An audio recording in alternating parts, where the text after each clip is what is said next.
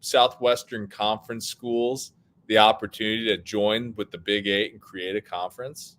Hoss, We weren't live, were we? holy cow, you guys. We started this show. Let me rewind. Let's, by all means. Okay. It's Minnie and Hoss tonight. 5-part podcast. Greg and John are MIA. And yeah, Hoss, see, look at this. Everyone's already excited that Hoss is here. So, Hoss is in the house, and he's going to explain to us the Texas curse or whatever they're doing to college football. All right.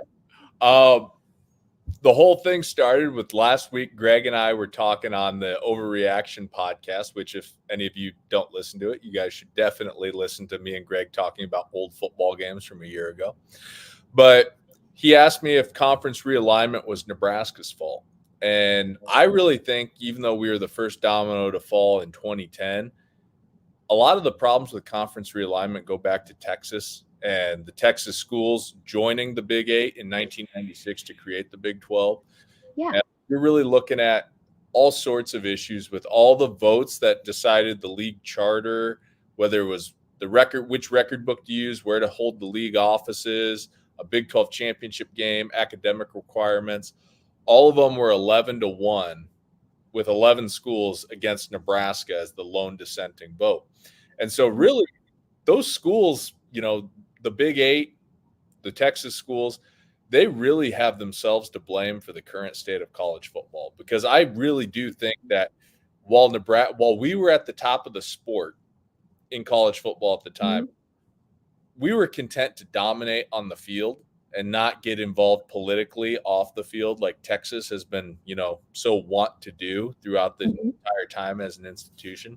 So when you see Cal having to travel 24,000 miles for their games in the ACC, and you remember that the Earth's circumference is 25,000 miles, that's how far they're traveling.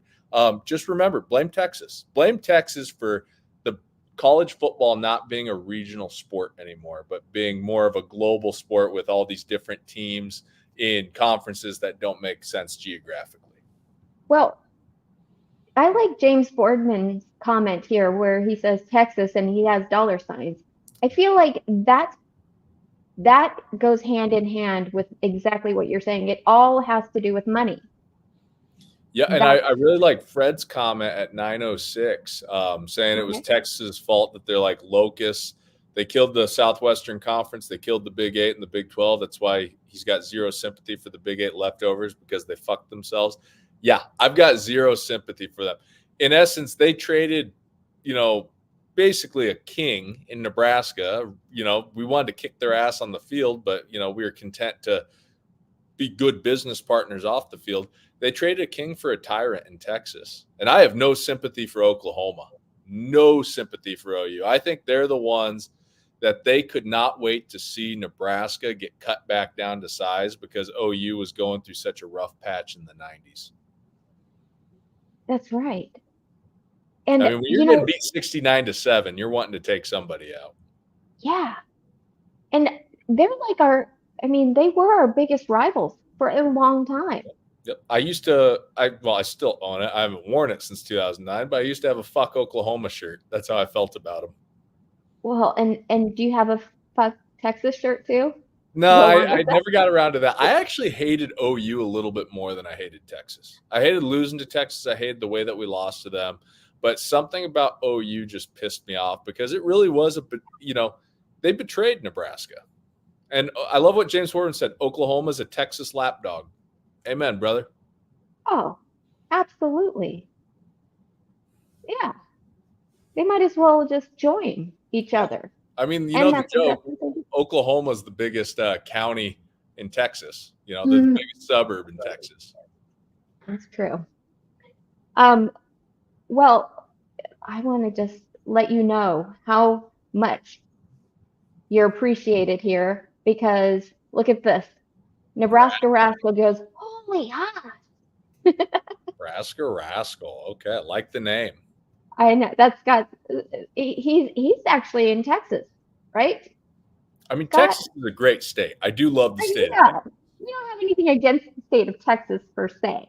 Just Living in Omaha, David Matney says, Haas, who is your most hated team in the Big Ten? It's Iowa, without a doubt. But I'm going to give you one that's a little bit different, because Iowa's the low-hanging fruit. And I want to answer Fred's question as well. The team that I hate most in the Big Ten, Michigan. me Despise too. Michigan. Can't stand them. Me too. Me too. Big 12? Big 12, it was definitely Oklahoma. But Mizzou at the end ranked really high up there. Okay. SEC? Auburn. Wow. I like this. We're getting like the list of most hated on Pac- your naughty list.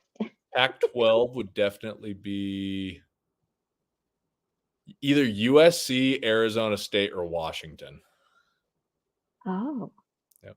You hate Washington, huh? Yeah, that Holiday Bowl when after we lost the Big 12 championship game against Oklahoma, that Holiday Bowl really pissed me off. Oh my gosh. Okay, so Josh Hansen says, hated Michigan hard since 97. Iowa is a newer hate, left out loud. Yeah. I don't know if Iowa hates us as much as we hate them. Oh, no.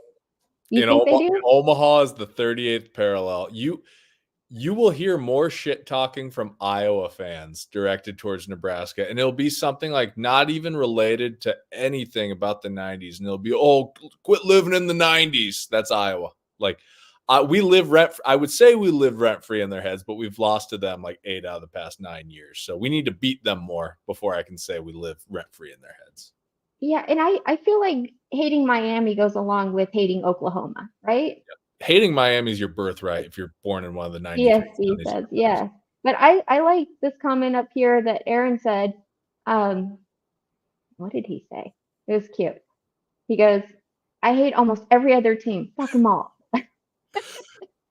Like there's always those teams that I would never buy their gear. I would never openly say I was a fan of theirs, but I like to see them do well. There's always those schools Colorado State is one of them. The Rams, or honestly, I like to see trying to think of a good example, like Boston College do well. Yeah, they will. Someone who's just totally outside of anything that has to do with Nebraska, they're not going to affect our win-loss record. Exactly. I love that. Hey, you guys, I noticed that somebody asked what's the deal with my new background. So tonight was kind of chaotic getting here. I'm in North Carolina, and no, I'm not stalking the number one ranked offensive tackle in the country, although I've considered it because he's from Charlotte, North Carolina. I'm on vacation. And right before I got here, there was a lightning storm. So the modem just basically kind of stopped working. So I'm doing this via my hotspot. And I guess there's things going on my phone. Sorry. Nope, that was mine. That was you. Okay. That was mine. So yeah, 30 minutes or an hour before the show, Greg sends me a message saying that he can't make it. And I'm like, oh no. It literally just landed like an hour and a half ago. So, but we're here and we're here to talk about football. So thank you. That is some dedication, Minnie. Hey, thank you. I am dedicated. David My Matney family, agreed.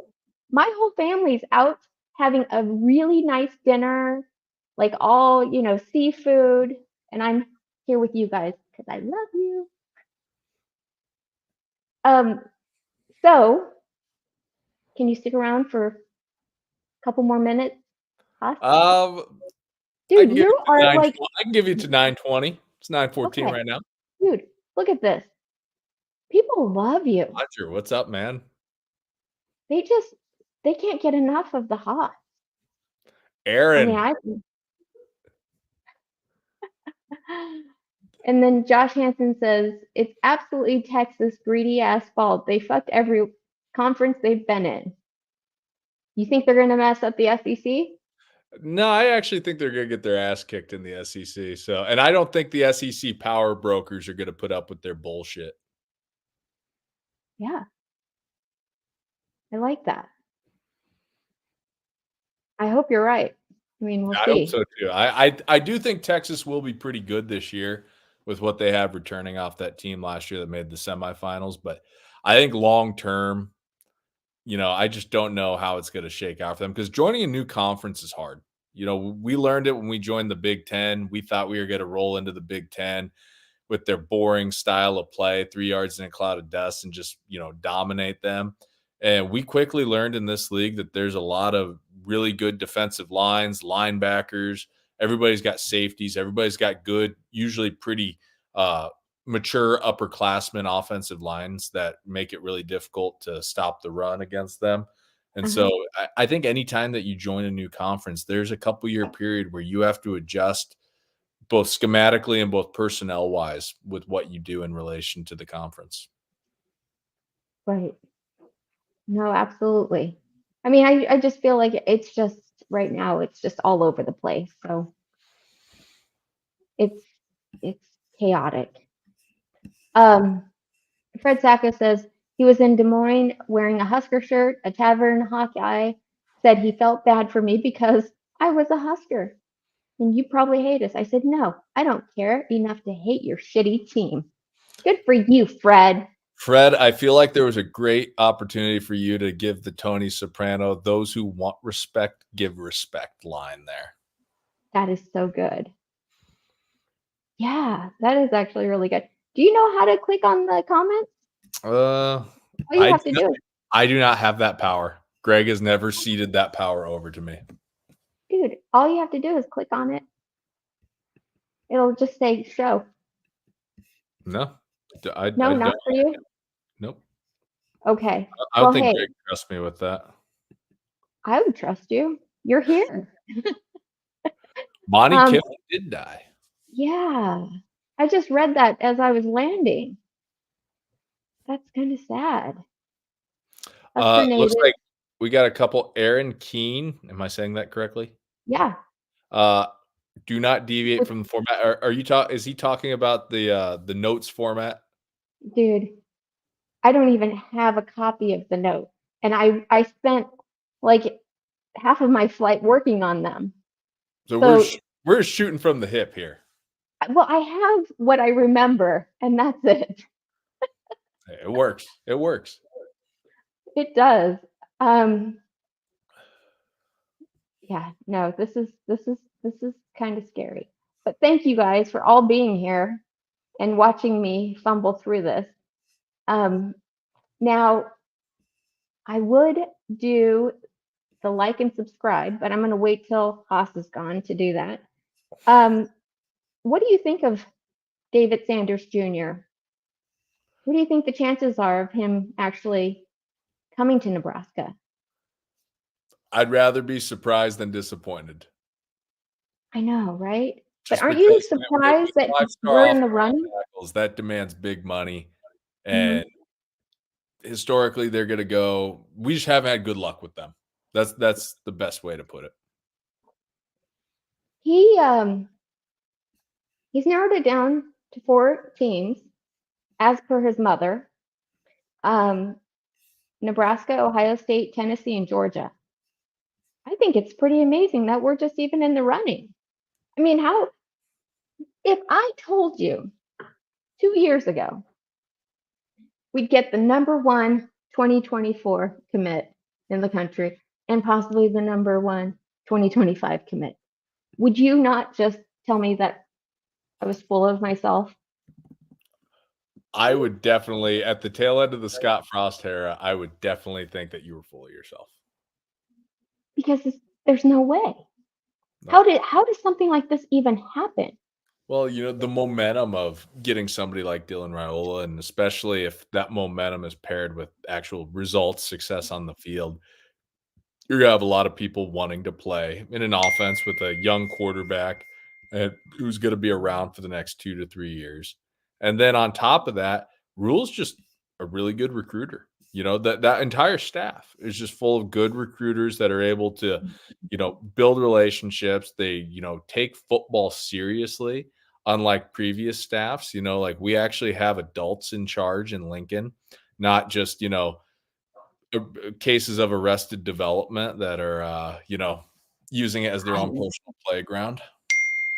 Yeah, thank God for that. I don't want that. Greg just texted me. Okay, what does Greg have to say for Greg himself? said he just robbed a bank and he's probably not ever going to be on again. No, he's an hour away from home. Oh, okay. Well, tell him I'm across the country from my home, and I still made it. I'm kidding. Greg really dropped the ball here.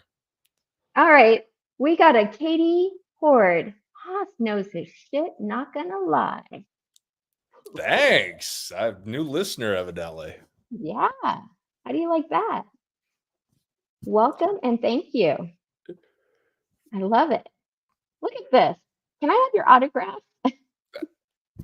I'll fax it over. Are you going to the Colorado game? Funny story. I was actually looking at tickets yesterday because I sold some furniture of mine and got $400. And I was going to buy Colorado tickets immediately. And then, so I got on StubHub and went to pay for them. I was going to get hit with $152 in ticket fees. So I was just like, on principle alone. And little known peek behind the curtain here.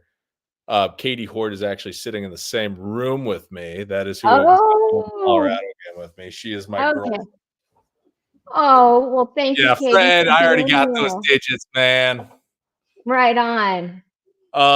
Couple one Highlander gun. What's that picture behind your head of? It is Dead & Company's poster from the July 2nd show at Folsom Field last year. John Mayer and What's Left of the Grateful Dead. Oh, that's so cool. No, I bought Colorado tickets before the spring game, and I had to pay that fee. I bought 3 tickets, so it was outrageous. You know exactly what you're saying. On principle alone, I can't do it. I refuse to pay $150 in fees. Yeah. Hey, going into our next convo real quick, what's your take on John Butler, our new secondary coach? I really like the hire. It's unfortunate what happened with Evan Cooper, whatever it is that did happen, mostly because you need continuity. Like this program desperately needs continuity and good coaches. But this is a case of that you don't see too often in July where you have to get rid of one coach and you upgrade in positions to another. And John Butler, he had some of the best DBs in the entire NFL for that 5-year stretch that he was with the Bills. I mean, you're talking about Jordan Poyer and Micah Hyde, a lot of really good, well-coached players. So I think that experience coupled with his experience in working in a 3-3-5 hybrid defensive scheme, he's going to be a really nice addition to the staff in Lincoln. And that might be a guy could be the heir apparent to Tony White when Tony White leaves for a head coaching job. That's probably the most important aspect of this hire. I want to know, do you think that he's able to, unfortunately, we lost somebody who was able to identify talent. Do you know anything about him as far as that is concerned? He's a good talent evaluator. I know that there were a lot of times like he identified Jeremiah Charles, and he was the one that really talked to Rule about Jalen Lloyd, even though Lloyd was an Omaha guy. But at the same time, I think that this staff's done a pretty good job all in all of talent evaluation. When you look at the hit rate last year for the true freshmen that got on the field, whether that was Prince Will or Cameron Lenhart, guys like that, this staff knows what they're doing because they have an archetype and an idea in mind that they're recruiting to. They're not just, throwing shit at the wall, seeing if it sticks, taking guys who have insane combine numbers, or guys that are, test out really well wearing shirts and shorts. This staff knows football, and it's really apparent in guys getting on the field early. It's true. That is so true. And that's one of the things that I don't know if you paid attention to Donovan Raiola. He gave an interview this week, and that's exactly what he said. He said, "This is the best offensive line that we've had in years because of the experience that we have already built on and the new guys coming up." And they're not afraid to bring in those new guys and show them the field a little bit here and there. So I'm Yeah, really excited about that. I am too, and I agree with him. I think this will probably be our best offensive line since 2012, probably. Wow. So it's been quite a few years. And the O line was playing really well at the tail end of last year. We just had nothing at the quarterback position to show for it. I mean, if you even give us, I'd say give us Brendan Sullivan, the Northwestern quarterback that transferred to Iowa. If you gave us him, like I think you're looking at a completely different outcome in the season. Right. Yeah. No, Fred Saga says it sounds like we came out ahead on this D-back coach hire, and he's a DC in waiting. And then Melissa says most coaches are from the NFL. She Yeah, I follows mean, it a up. lot of NFL experience on this staff. I'm not sure if Tony White was ever in the NFL, but I think he's more just on the college level. But then you look at guys like Donovan. Well, no, Donovan Raiola's college experience or NFL experience. Yeah, Satterfield's been in the NFL. Glenn yeah, Thomas, that's Garrett McGuire was in Carolina with Rule. So yeah, pretty true. much everybody. The Yeah. only one that I don't think was ever in the NFL is Tony White. Isn't Which that he would be a crazy? phenomenal NFL defensive coordinator. His Oh my, ability to scheme against different offenses and make them left-handed by taking away what they do best, he would be really well. It's kinda like watching the old Bill Belichick defenses of the Patriots dynasty. They're always able to take away what a team does really well, and if you get beat, it's not because of scheme or poor coaching, it's because the other team just had players make plays. hey, you guys, what's this all about? Greg chimes in and says, "Hi, kids." Fuck you, Greg. Yeah, Greg. Greggle. It's his birthday one week, and then the next week he just goes MIA. Yeah, Josh Hansen, put the phone down and drive, Craig. Yeah, get home and get online, Greg. All right, well, um, I'm gonna bow out, but you guys have a great rest of the show. Thank you so much, Hoss, for being here and for helping me start the show. You're welcome. Have a I good night, appreciate everybody. it. Okay, you too. And then it was just me, guys. And you're wondering what I'm here for. Well, let me just tell you there's a couple things I wanted to talk to you about. One of them was our favorite, uh, let's see, I guess, it's okay to call him, a Mormon. He's from Utah. His name is Bear Tenney. He was actually practicing this past weekend with an NFL quarterback, the new NFL quarterback from the Denver Broncos. He was catching passes for him, tight end. He'll be on campus next year. And so I think that kid is just all over the place. He's going to be a really exciting player to get on campus. Um, I also wanted to remind you, since I can't find where it is, hopefully when Greg gets here, to like and subscribe and hit all those buttons that you're supposed to hit, please. That would help us out some. And here's another comment. Minnie, Dylan doesn't need a ticket. He'll be there for free. I know Dylan will be there. So that was not a question. It was just, I'm going with other people too. Um, let's see here. Big Ten Media Days. We just recently got, just today actually, they told us what players were going to be at the Big Ten Media Days. It's Ty Robinson, Ben Scott, and third guy, drum roll, can't remember. his name right now went blank. Help. You guys know who he is. Ben Scott, Ty Robinson, and oh gosh, I can't remember his name. He's a senior. I can't remember. Well, anyways, I feel really kind of stupid for not remembering his name because he's a big player. Nash. No, not Nash. Not Nash. Not Hutmacher. It is Isaac Gifford. #1 tackler on our team last year. Defensive tackler. Oh, how could I forget him? So that's exciting. All three of those guys are, veterans. They will represent the school very well. I'm excited to see them on June 24th. Or July 24th. Speaking of July, we also have, let's see, practice is going to start. They're going to start, camp starts July 31st, and the 1890 just now was named as the official initiative, NIL initiative for Nebraska. So what that means is all the money that can be funneled through Nebraska and go straight to the initiative. So they're putting on an open practice, which, oh my gosh, I would love to go to this. It's an evening practice, and it sounds like, it's going to be kind of small, $25 to get in, and it's going to be a good show. You're going to get to see all kinds of great things that, like behind the scenes, which I think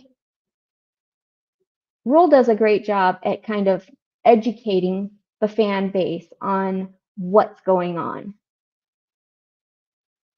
I'm going to show a couple of comments here. Fred Sacco says, sat behind Gifford's grandparents at last year's Northwestern game. Nice people, though.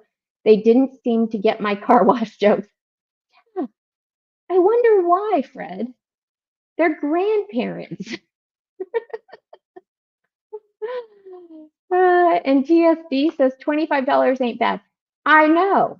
All of that money. So imagine all that money goes straight to the 1890 initiative, which we need because we want to get players like this David Sanders Jr., who's going to cost an arm and a leg, literally. It's probably, Roll hinted around to what these top players get.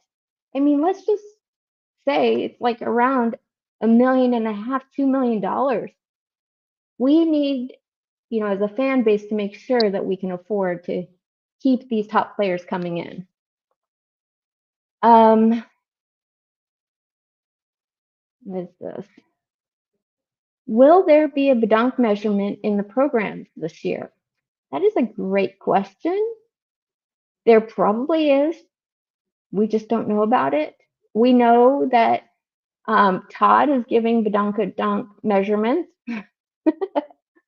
I like to give wrist measurements if possible and knee measurements.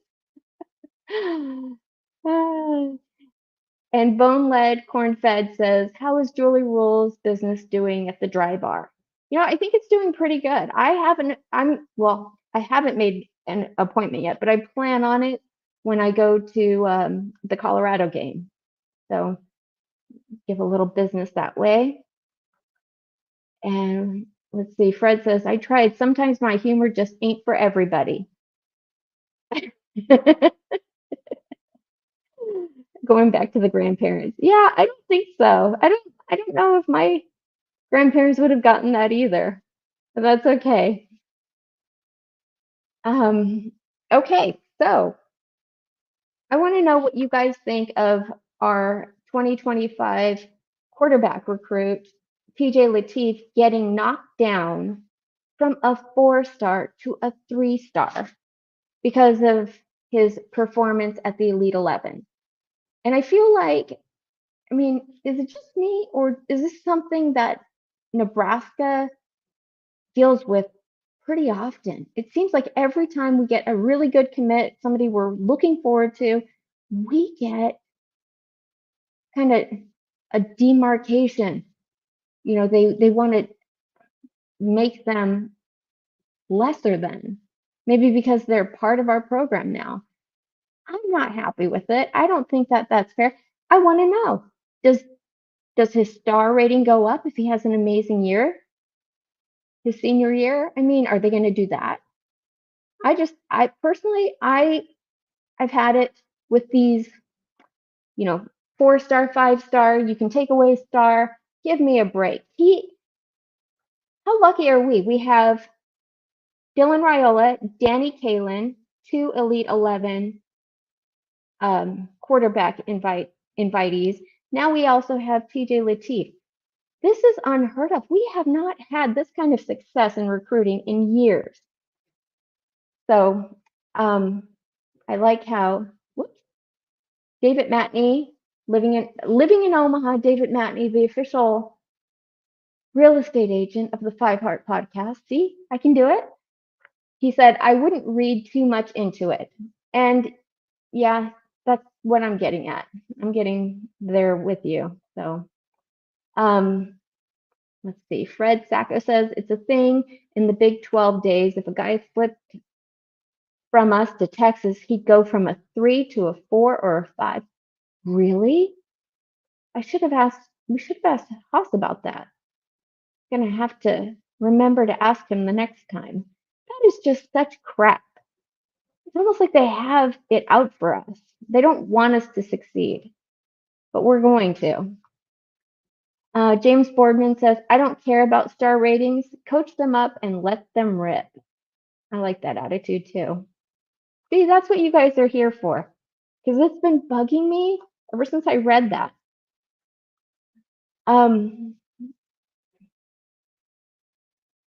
Okay, I like this one too. Aaron Keene says star ratings are like Schrute bucks, in my opinion. And then Fred, nope. Josh Hansen says, Aaron, what's the exchange rate? Okay. So you just take it with a grain of salt, basically, is what I'm gathering. You care more about getting the player and developing them, which is exactly what we're doing. Yeah, and TSD says, I'm not a stargazer. I mean, I think, you have to, it's nice as a fan base that you guys say that. I love that. But don't you think that it matters to other recruits? I just, that's my only thing. Like if you have a star base, basis on a player, doesn't that really get to the point where what matters most is how it affects your recruiting? Okay, Greg is going to correct me. Official realtor. I don't know if we ever made that clear, if it's a realtor or real estate agent.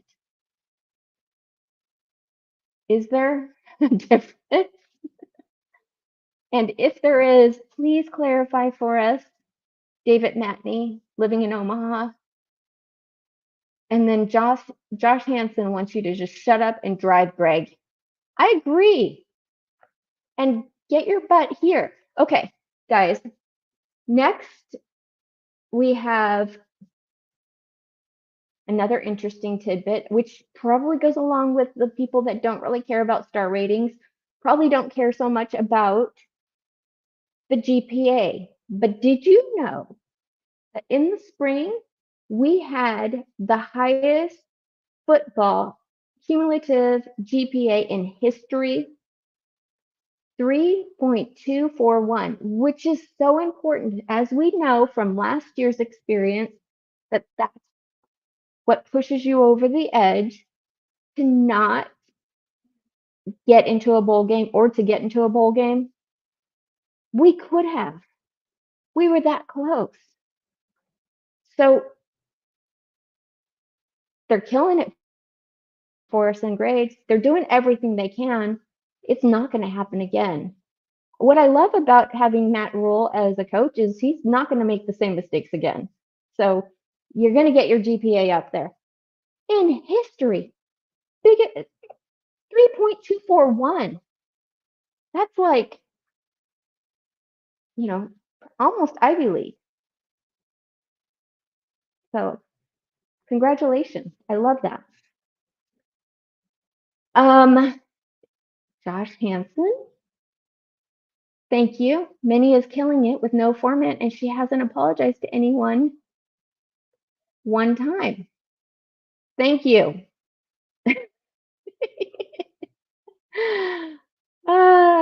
And thank you, David Matney. This is your wish. This is your request. To hell with the format. I mean, I don't know how we're getting through it, but you guys are helping me. So thank you. And I'm so glad to see Melissa's back because we missed you, Melissa. She said, I heard that Ohio State does it for $50. Does what? All right, I missed something because what did they do for $50? I have to know. That is hilarious. Ah, all right. Fred Sacco, geez, Josh, just hand her an oversized fruit basket like Ralphie in Christmas Story and get it over with. Hey, guys, I appreciate you. What's the $50? What does Ohio State do for $50? This reminds me of what Roger Moore says that we need to, make sure we have a red out for Colorado's game. Okay, Justin Raji, thank you very much. They do a practice for $50? All right, well, they're charging $50, 50 for their practice tickets. Okay. What will they not do for $50? Okay. I like that too. All right, guys. Well, let's see here. We had, Hoss talk about the Donovan Raiola, what he was saying about our offensive line being extremely, experienced this year, which thank God we've needed that. And he said, to quote him, the best that we've had since 2012. And I think that alone, we have a great defense, which if they're even just as good as they were last year, is going to be great. The offensive line, we have all that experience, and we also have, the younger guys that have gotten experience, and then we have the quarterbacks that are not going to be making, bad throws. We are in for a great year. That's all I know. And I'm so excited to share this with you guys and to be here with you. And I know this is a short show, but it's just me. So if it's all right with you guys, I know I didn't do the whole spiel, that we need to like and subscribe and all that, but the drill. What does this say? Josh Hansen says skill upgrades at skill positions too, and hopefully healthy running back room. Absolutely. Everyone's getting healthy. We're gonna, Ramir Johnson and Emmett Johnson, as well as we have our new Jamal Banks. So we're set for running back. And then Melissa says new cornerback. Are you talking about Bly Hill? Who are you talking about? Huh. Okay. And I gotta leave with the Fred Sacco. He says Urban Meyer will let his fingers do the walking for $50 at his sports bar. Okay. Really? I lied. Here's Aaron. Here's Aaron King. You guys make me laugh. What did he say? Oh, wait. I stepped away for 32 seconds. How many Pope Dylan, the Pious reference did I miss? Yes, Dylan, guys, I don't have to tell you this. Buy a ticket. If you live within a 3-hour drive of Lincoln, buy a ticket to the practice and you tell me what you think. Please. I'd be there if I could. My kids start school that weekend, so oh, I know who she's talking about. Say you're right. Yes. Yeah, he's amazing. Yeah, we're so lucky that he committed. So the transfer from USC, that's right. And so now we have, that's interesting. I wish I could have gotten Hoss to tell us more about what he thought about John Butler, but it'll be interesting to see how it plays out with this new talent and with, I mean, I was actually doing some of my side research that I like to do real quick. I know I said I was going to go, but let me just say, hold on 1 second. Okay, here.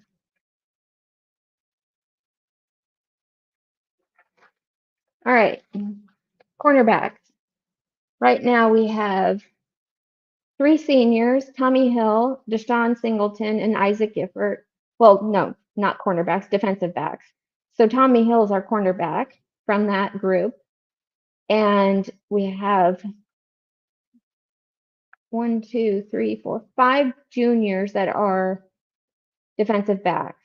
And then literally everybody else, freshmen, and redshirt freshman. And we also have Bly Hill, who is the sophomore. So this will be really interesting to see what he does. For the most part, I mean, it's a young room. So he has a lot to work with. Malcolm Hartzog, Marcus Buford Jr., Kobe Brett. So yeah, I can't wait to see kind of these guys in action. And what does this say? Aaron King says, imagine the accolades if he is actually all that many.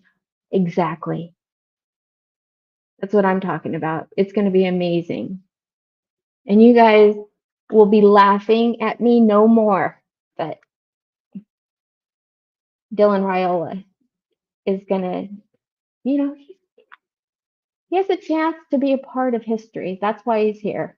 So let's see. Josh Hansen says we have 30 DBs on team apparently. ESPN announcing roster limit will be around 110 or 115. Bumps me out for the future of walking and guys working up for spots. Yes, same.